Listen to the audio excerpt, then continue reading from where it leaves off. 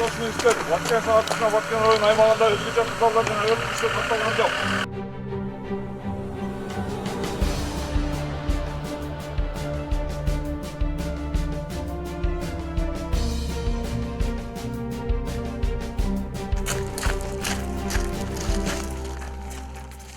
Берки территорияны размещениесин көргөзөсүңөр.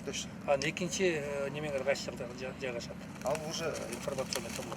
ал уже тартылган, даяр видео менен ошо штаб эле коюп берген, химия боюнча.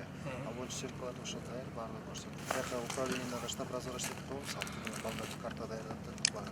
Биздин действие конкретно эвакуация.